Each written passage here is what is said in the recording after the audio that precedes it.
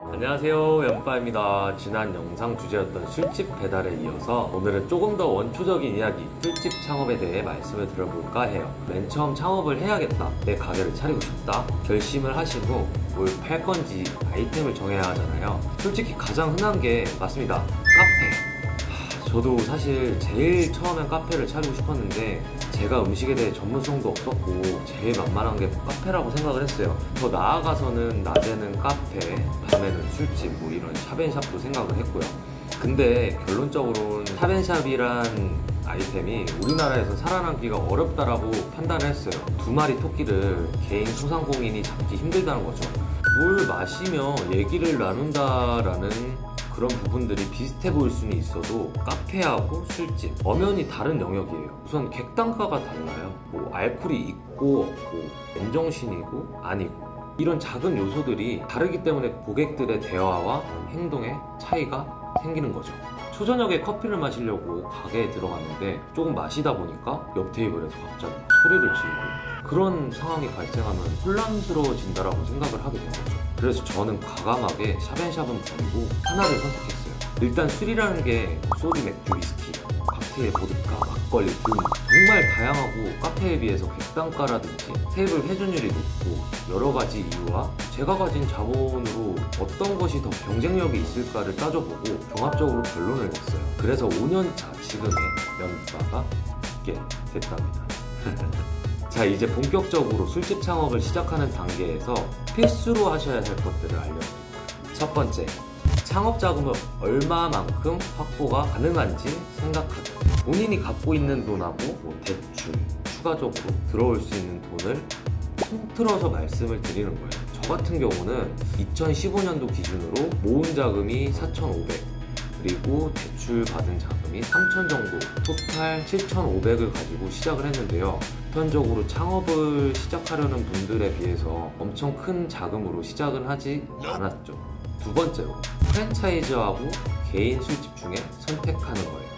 솔직히 자금에 여유가 있다면 역땡 할머니 맥주, 백땡집 등의 다양한 프랜차이즈들을 조심스럽게 추천드려볼게요. 프랜차이즈는 기본적으로 틀이 잡혀있기 때문에 레시피, 마진물, 홍보, 인테리어, 여러 가지 측면으로 봤을 때 모든 것이 정해져 있다는 거죠. 그렇기 때문에 경험이 없고 전문 지식도 없고 오래 해야 할지 몰라도 개인 술집보다 더 빠르게 좋은 결과를 낼 수도 있을 거라는 거죠.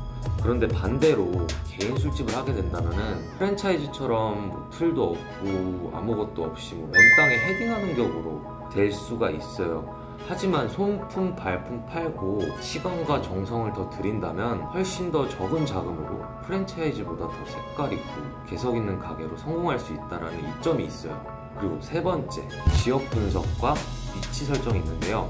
크게 번화가에 위치할지 아니면 동네 상권에 위치할지 그런 걸 일단 정하셔야 되는데, 까놓고 번화가는 이미 기본적인 상권에 이루어졌기 때문에 유동인구도 많고 장사가 잘 될 수 있을 거란 가설이라는 게 생기긴 하죠. 하지만 대신 많이 비싸요. 많이 비싸요. 반면 동네 상권은 번화가에 비해서 유동인구도 적고 상권 자체가 형성이 덜 되어 있기 때문에 당연히 가게를 얻는 비용이 저렴하죠. 현실적으로 확보된 자금이 얼마나 있는지에 따라서 어디에 위치할지 갈리게 된다고 보시면 돼요. 물론 자금이 적다라고 해서 번화가에서 장사를 못한다는 말은 아니에요. 그 외에 인테리어가 됐든 집기료가 됐든 얼만큼 비용을 분산시키느냐에 따라서 말이 달라질 수도 있으니까요.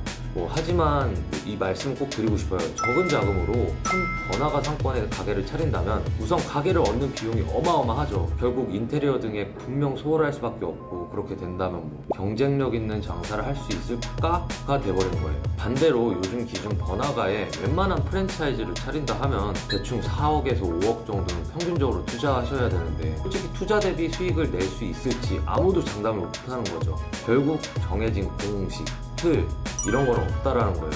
내가 가진 자본, 주변 상권 그리고 아이템을 잘 조화시킬 수 있냐는 게 관건이 되는 거죠. 그리고 상권에 대해 전문적으로 데이터 분석을 하고 싶다면 소상공인 상권 정보 시스템이라는 국가에서 운영하는 사이트가 있는데요. 그걸 참고하신다면 정말 큰 도움이 되실 거라고 생각도 됩니다.